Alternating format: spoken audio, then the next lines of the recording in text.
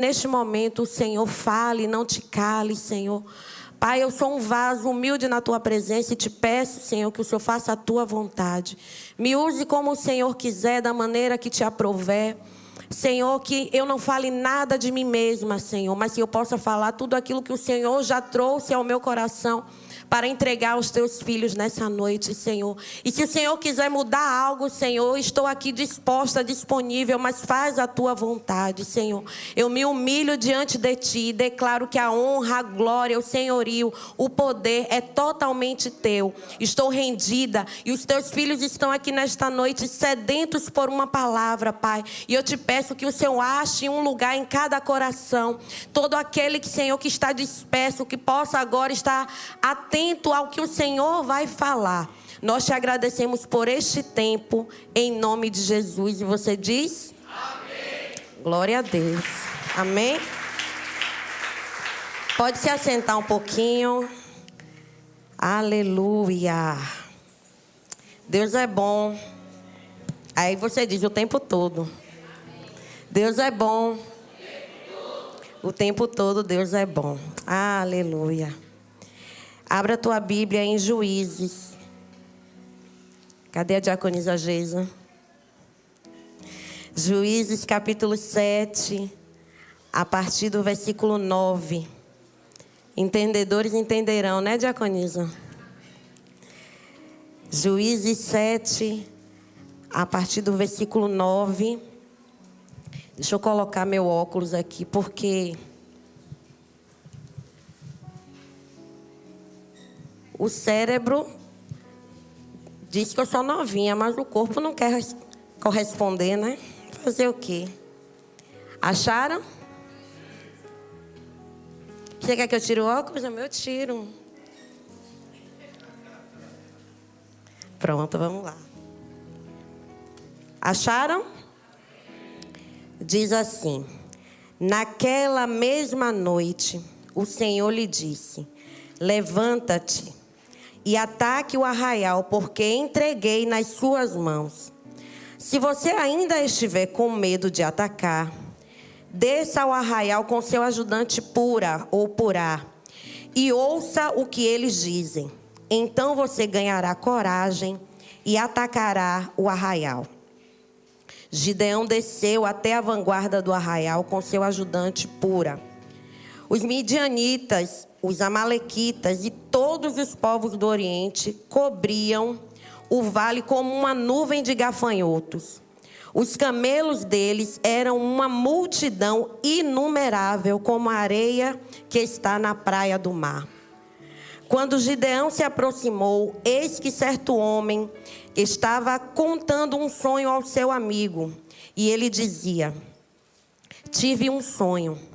Eis que um pão de cevada vinha rolando dentro do arraial dos midianitas. Bateu contra a tenda, de maneira que esta caiu, se virou de cima para baixo e ficou estendida no chão. O amigo respondeu: isso não é outra coisa a não ser a espada de Gideão, filho de Joás, homem israelita. Deus entregou nas mãos dele os midianitas e todo este arraial.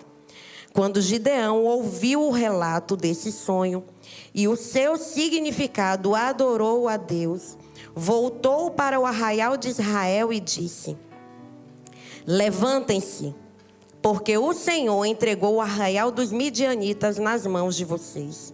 Então repartiu os 300 homens em 3 companhias e entregou a cada homem uma trombeta e um cântaro vazio, com uma tocha dentro dele. E disse-lhes: olhem para mim, façam como eu fizer. Quando eu chegar às imediações do arraial, assim como eu fizer, façam vocês também. Quando eu tocar a trombeta e todos que comigo estiverem, então vocês também tocarão a sua trombeta ao redor de todo o arraial e dirão: pelo Senhor e por Gideão. Gideão e os 100 homens que estavam com ele chegaram às imediações do arraial, volta da meia-noite, pouco após a troca da guarda. Tocaram as trombetas, quebraram os cântaros que tinham nas mãos. Assim, as 3 companhias tocaram as trombetas e despedaçaram os cântaros. Seguravam a tocha na mão esquerda e a trombeta na mão direita. E gritavam: uma espada pelo Senhor e por Gideão. E cada um permaneceu no seu lugar ao redor do arraial. Todo o exército dos midianitas começou a correr, a gritar e a fugir. Ao soar das 300 trombetas, o Senhor tornou a espada de um contra o outro. E isto em todo o arraial, que fugiu na direção de Zererá até Betsita, até a divisa de Abel-Meolá, perto de Tabate. Amém?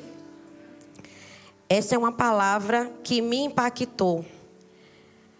Esse capítulo 7, ele é de uma riqueza, de muitos detalhes, muitos assuntos. Eu quero convidar você a ler em casa, não apenas o capítulo 7, né? Todo o capítulo, mas esse capítulo 7 em especial, ele fala de muitas coisas.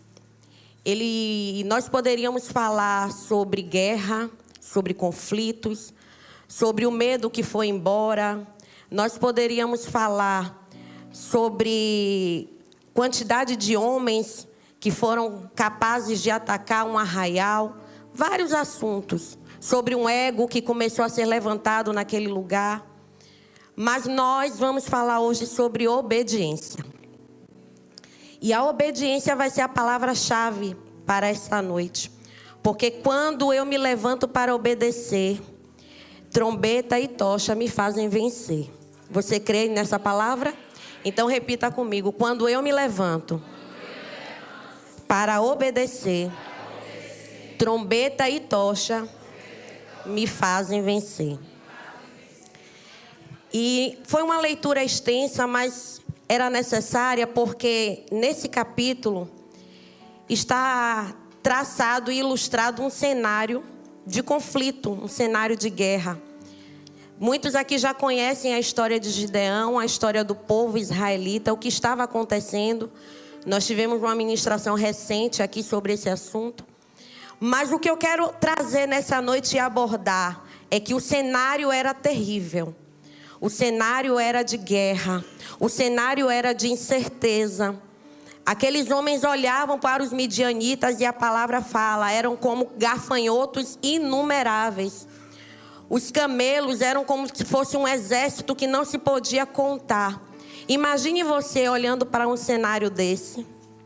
Quando a gente lê a palavra, a gente já sabe o final da história. E é fácil nós sermos impulsionados pelo que vai acontecer. Mas Gideão não sabia o final da história. E os israelitas naquele momento também não sabiam o que iria acontecer.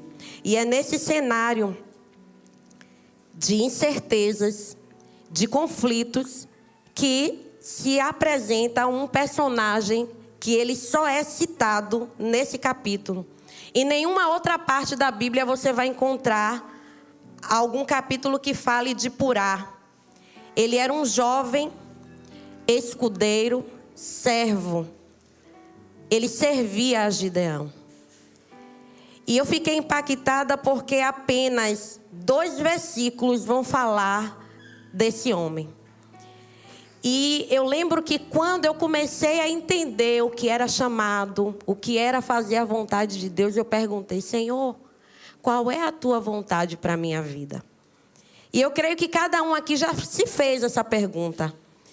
E talvez você ache que você seja incapaz porque você não tem uma proeminência na nação, você não tenha uma voz, você não tenha uma visibilidade. Mas eu quero te dizer que Deus te preparou exatamente para esse momento da história. Assim como Purá, ele foi levantado para aquele momento da história. Aparentemente um servo inexpressivo. Apenas um servo, um ajudante de Gideão. Gideão, sim, foi chamado para uma missão, mas Purá, quem era Purá?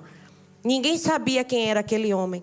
E nesses versículos que nós lemos, fala que Purá, ele era servo de Gideão. Ele era um jovem, a palavra fala que ele era um jovem servo. E o significado do nome Purá é ramo frutífero. Ou jovem frutífero. Isso dá margem para a gente conjecturar que Deus, Ele não permite que nós venhamos ter nomes que não venham condizer com a nossa história. E aquele homem, ele tinha um nome que iria condizer exatamente com a sua história. Ele era um jovem frutífero. Ele estava prestes a ver algo muito grande frutificar naquele lugar. Purá, ele não era um guerreiro, ele não era um juiz, ele não era um valente temido, ele não tinha um currículo expressivo, ele não tinha uma nomenclatura que chegasse à frente até mesmo dele, que alguém anunciasse e dissesse: ó, você conhece quem é Purá? Mas Purá, ele tinha algo que era muito mais valioso e muito mais relevante. Ele tinha currículo no céu. E mais importante do que ter currículo na terra é ter currículo no céu. E para nós termos um currículo no céu, eu fiquei me fazendo essa pergunta: o que é necessário eu ter, eu fazer, para eu chamar a atenção de Deus a tal ponto, para eu ter um currículo não na terra, mas ter um currículo no céu? E o próprio Deus foi quem anunciou a Purá. E nós lemos aqui, nós vimos que quando a palavra fala que Gideão estava temeroso, o cenário era de guerra. Humanamente falando, era impossível que vencesse. Nós já ouvimos essa história e nós sabemos que eram 32 mil homens, depois 21.700, depois ficaram 300. E a Bíblia nos permite conjecturar que Purá estava no meio desses 300, porque senão seria 301. O cenário era difícil, o cenário era complicado, mas o próprio Deus olha para Gideão e diz: Gideão, eu já entreguei os midianitas nas suas mãos, mas se você ainda estiver com medo, desça ao arraial dos inimigos e leve o teu servo Purá. Gente, isso é de uma profundidade tão grande. Gideão poderia dizer assim: Deus mandou eu descer ao arraial, quem eu vou levar comigo? Eu não vou só. Será que eu desço com os 300? Será que eu monto alguma quantidade de espias, de repente 12? Vou observar? Não. Deus disse: desça com o teu servo Purá. E Purá, ele tinha características que fizeram com que o céu, com que o próprio Deus apresentasse Purá a Gideão para essa missão específica. E Purá, ele era leal, ele era fiel, ele era silencioso, ele era um bom ouvinte, ele era companheiro, ele era servo. Acima de tudo, Purá era servo. Muitas vezes eu e você, nós queremos ter uma estatura de varão perfeito, nós queremos ter cargos, nós queremos ter evidência, mas nós não queremos ser servos. Muitas vezes Deus vai te colocar na companhia de algumas pessoas que já têm uma proeminência, que já têm uma evidência, e você vai estar ali como anônimo. Mas Deus está dizendo para você nessa noite: o fato de você ser anônimo naquele lugar não quer dizer que você não tenha relevância no céu. Deus, ele quer levantar anônimos nessa noite para ter relevância no céu. E eu creio que nessa noite Deus vai levantar a mim e a você para termos relevância no céu. Porque quando você descobre quem você é, quando apenas você não é o protagonista da história, você é apenas um anônimo, vai revelar se você estará pronto para quando Deus te colocar no centro das batalhas, no centro das guerras. É muito fácil ser o general quando se traz a vitória, mas é difícil ser o general quando você encara uma derrota. Deus, ele nunca vai te colocar à frente de uma batalha se ele não tiver plena convicção de que você já sabe que você pode vencer em Deus. Purá, ele jamais imaginaria que ele teria essa missão. Eu creio que ele servia ali, os midianitas sempre atacando o povo de Israel, e Gideão malhando trigo no lagar.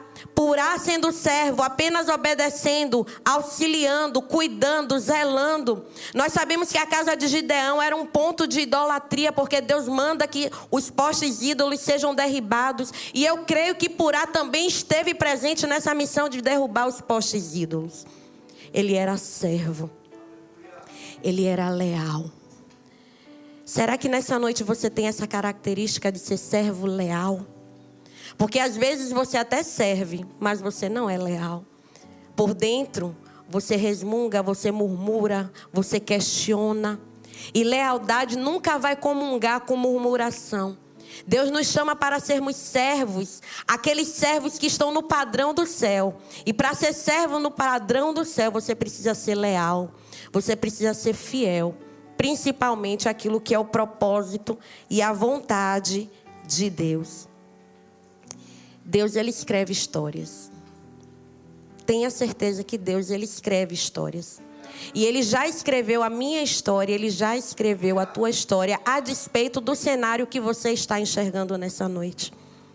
Eu tenho certeza que muitos aqui podem ter questionamentos e dizer: Senhor, a minha família é descreditada na sociedade. A minha família não tem nenhuma expressão na sociedade. Como eu poderia ir? Como eu poderia fazer?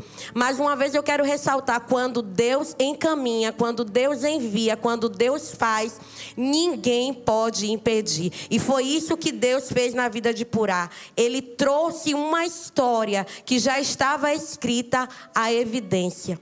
Porque o céu é especialista em trazer à tona aquilo que a terra não conhece. E nós vamos continuar nessa leitura, entendendo que Purá, no meio desse cenário de guerra, a palavra diz que Gideão recebe essa palavra do Senhor e Deus diz a ele: vá ao acampamento. Como ir, Senhor, ao acampamento do inimigo? Vá ao acampamento. E Gideão, ele tem um histórico de medo. Gideão era aquele que sempre fazia muitas questões, muitos questionamentos a Deus. Senhor, se realmente tu vais comigo, Senhor, se realmente é da tua vontade, então prova assim, prova aquilo, prova dessa forma. E Deus já sabia quem era Gideão. E sabia que se dissesse: Gideão, você vai ao arraial do inimigo, Gideão poderia dizer: Senhor, mas como? Aí Deus já se antecipa: você vai. E se você ainda está com medo, se você ainda não acredita, você vai levar Purá com você. Você não vai levar qualquer pessoa, você vai levar Purá. E eu quero te perguntar nessa noite: quem é você nessa história, Gideão ou Purá? Se você é Gideão, você está com medo e você está andando acompanhado de quem? Se você é Purá, você é um servo leal que pode até estar com medo, mas se Deus disse que é para ir, apenas acompanhar o líder, você vai. Então não importa se você está à frente ou se você está sendo coadjuvante nessa história. O que importa é obedecer à vontade de Deus. E naquele momento da história, Purá, ele vai juntamente com Gideão e ele desce. E eu acho a palavra de Deus tão rica em detalhes, porque se ele desce, quer dizer que Gideão, ele estava acima. Ele já tinha uma visão privilegiada. Mas Deus diz assim, ó: apesar da visão que você tem, eu quero que você desça, para que você ouça um sonho. E a partir do momento que você ouvir esse sonho, você vai ter uma experiência muito profunda comigo. Quantas vezes o nosso olhar carnal, ele tem uma visão panorâmica dos problemas, dos cenários, mas Deus está dizendo: meu filho, desce. A tua visão não se compara à minha, desce. Meu filho, eu estou te dizendo nessa noite: desce. Não confie no que os seus olhos veem. Para o bem ou para o mal, não confie no que os seus olhos veem, apenas obedeça. E Gideão, ele desceu. Ele foi com Purá ao vale do acampamento inimigo com os midianitas. E quando ele chegou lá, olha que tremendo. No momento exato em que Gideão e os seus servos chegam no acampamento, duas pessoas estão conversando sobre um sonho que uma delas teve. E o sonho dizia assim: rapaz, eu tive um sonho estranho nessa noite. Aí o outro disse, sonho? É um sonho. Eu sonhei que uma pedra, um pão de cevada. Ah, Senhor, isso é tão tremendo. Um pão de cevada batia contra a tenda.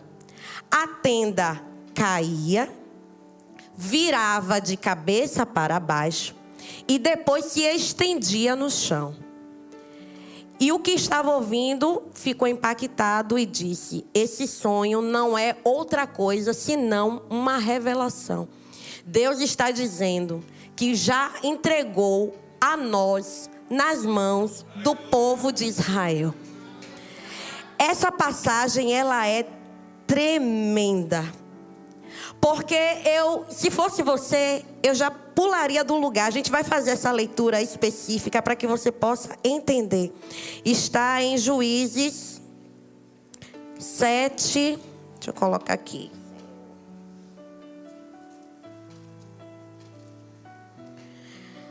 Sete, 13. Abra a tua Bíblia para você acompanhar e entender o que é que está acontecendo aqui. Quando Gideão se aproximou, eis que certo homem estava contando um sonho ao seu amigo e ele dizia, tive um sonho, eis que um pão, fale um pão. Repita, um pão. Um pão de quê? Vinha rolando dentro do arraial dos midianitas e bateu.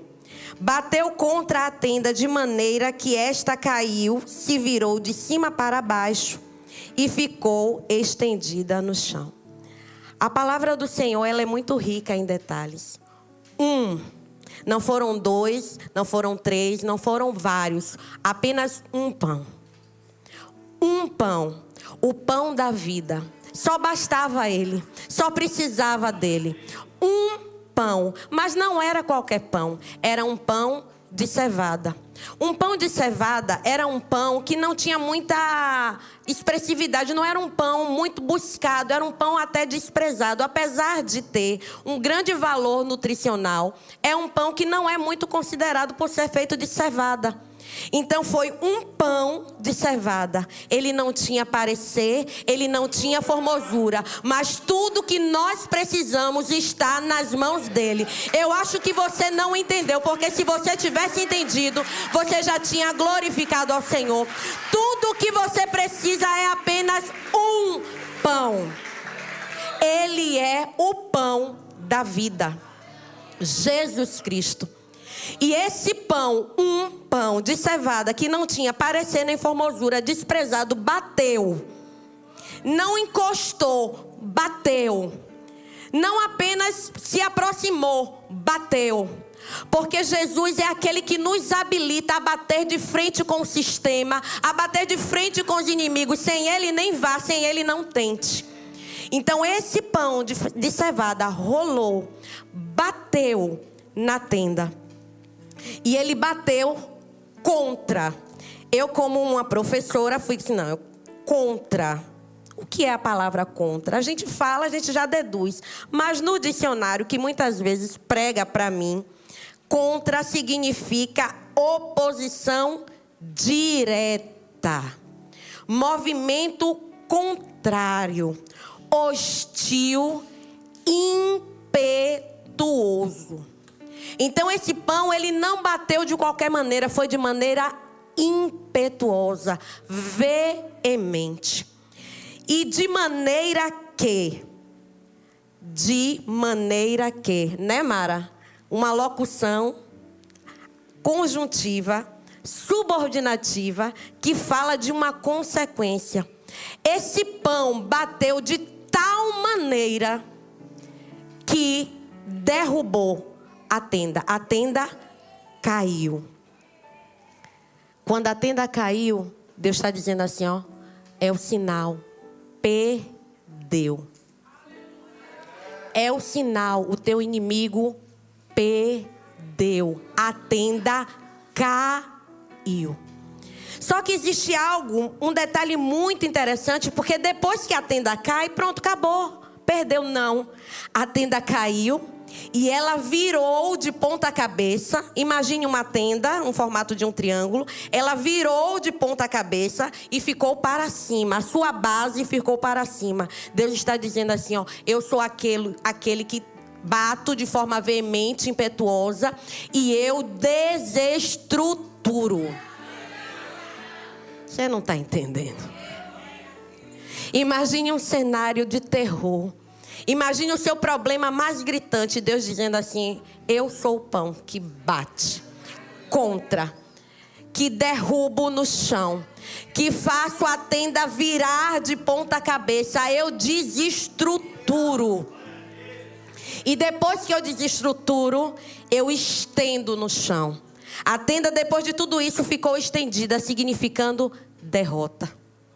Deus, Ele não apenas vai trazer recurso para que você vença, Ele vai estabelecer o governo dEle para que o nome dEle seja glorificado, para que todos entendam que somente pela intervenção dEle aconteceu tal milagre. Deus é tremendo. Esse sonho foi uma revelação poderosa, porque somente esse pão, o pão da vida, ele foi capaz de trazer esse livramento. E quando Gideão, com o seu servo, ouve aquele sonho, ele diz assim, não, depois desse sonho o medo acabou.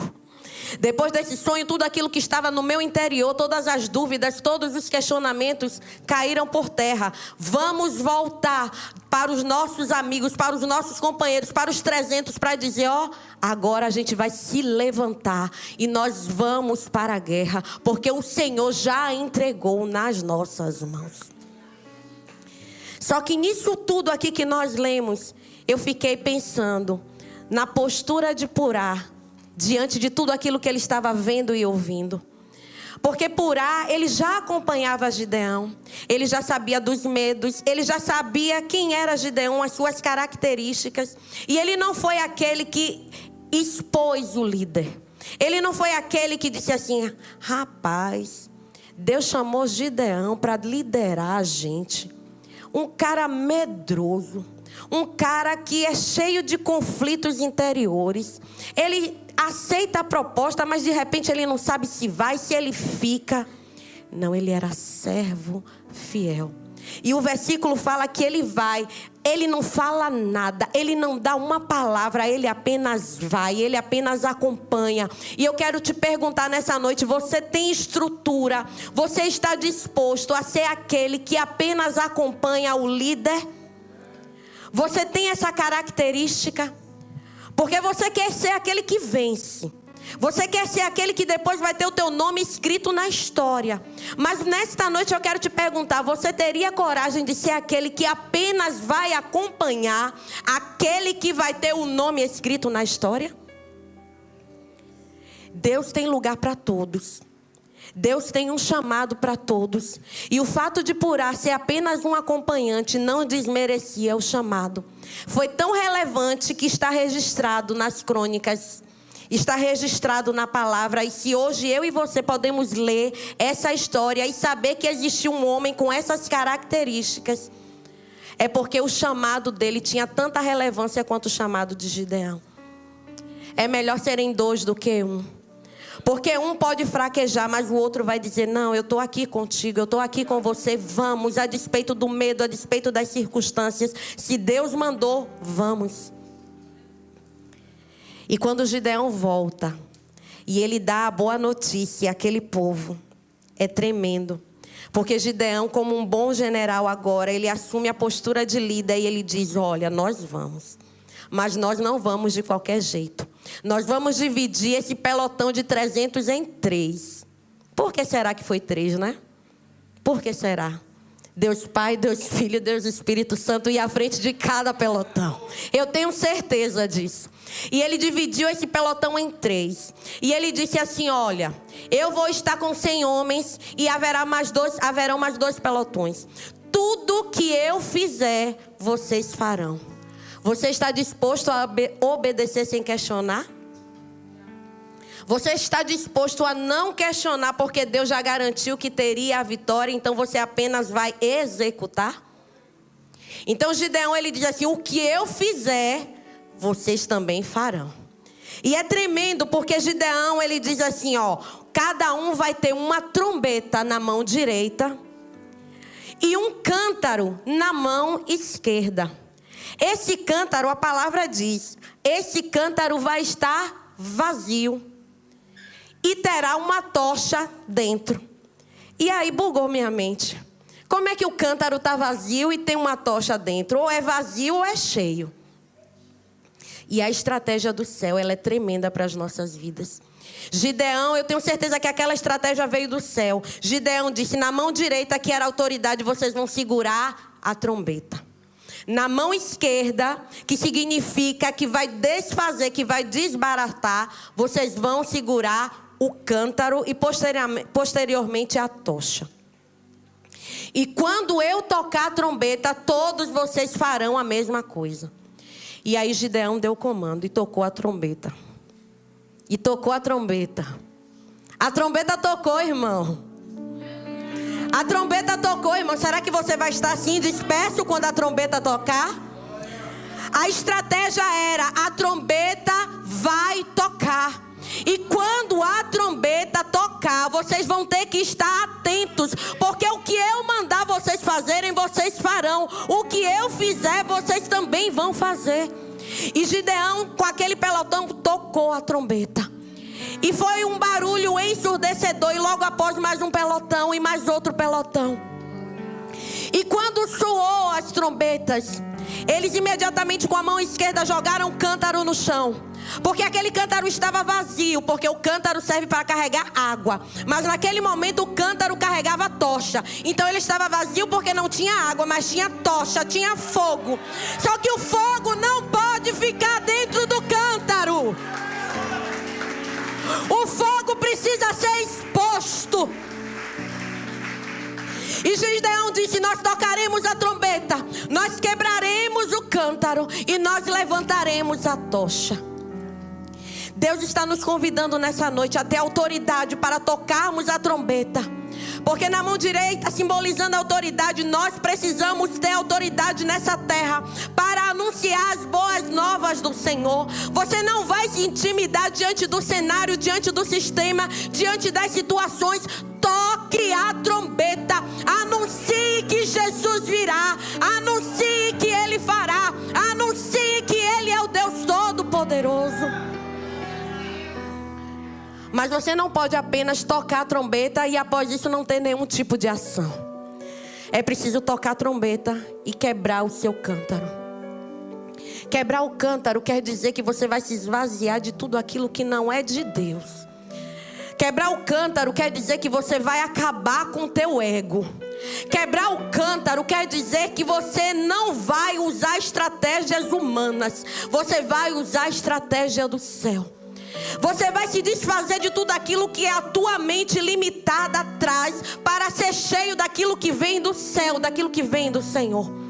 E quando você quebra o cântaro em obediência a Deus, e você pega a tocha, que jamais poderá ficar escondida, porque Deus não chamou um servo dele para ficar escondido. Deus te chamou para se expor diante deste mundo e revelar que Ele é fogo consumidor. Ele é fogo que consome todas as obras da carne. E todas as vezes que você quebrar o cântaro e você expuser a tocha,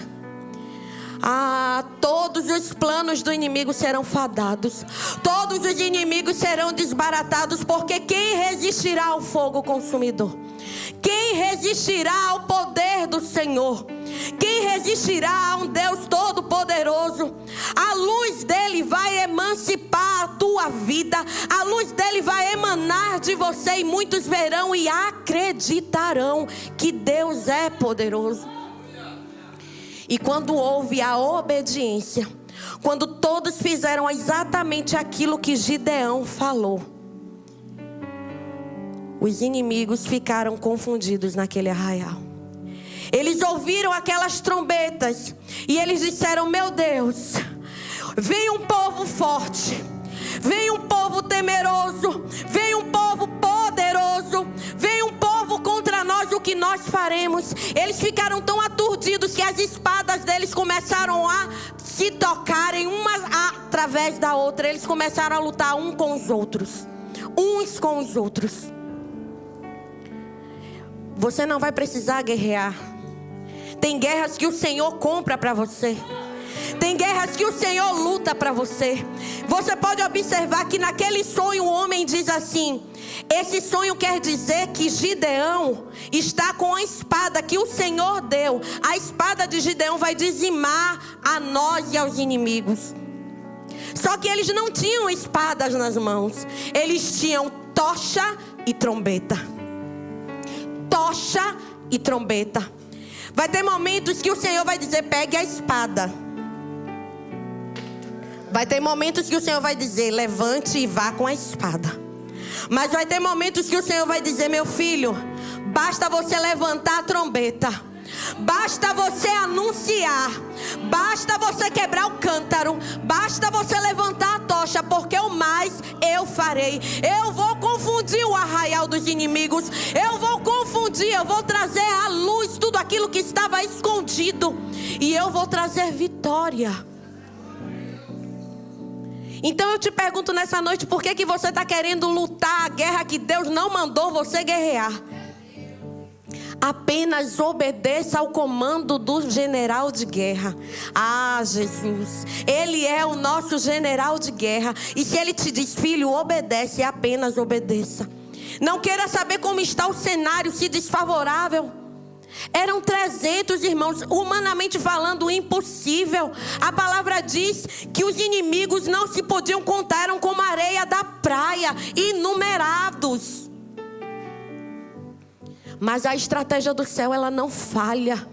A estratégia do céu, ela não falha.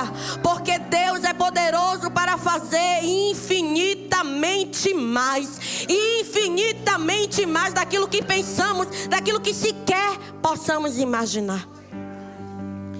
E quando eles vão, os inimigos começam a lutar entre si. E depois eles fogem. E quando eles fogem, aqueles 300 homens vão atrás. E daqui a pouco se junta a tribo de Efraim e também começa a guerrear as lutas do Senhor. Porque quando você se posiciona, sempre vai ter alguém para ir atrás de você. Se você não se posicionar, se você tiver medo, se você paralisar, ninguém quer andar com gente medrosa. Ninguém quer andar com aquele que paralisa. Mas quando você se posiciona, pode ter certeza que um exército vem após você. Porque não fala de você, fala do Deus que você serve. Não se trata de você, não é você o guerreiro, o poderoso, não. É o Deus que você serve. É o Deus que te deu a estratégia. E eu quero que nessa noite você entenda: Deus já habilitou a sua vida para tudo que você precisa. Basta ter trombeta e tocha.